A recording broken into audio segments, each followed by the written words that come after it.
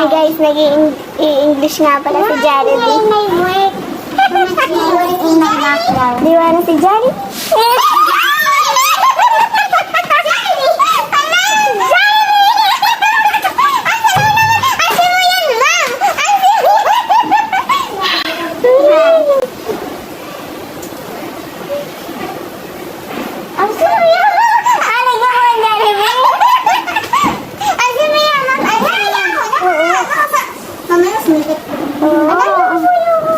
Malay mo mag-trending ka.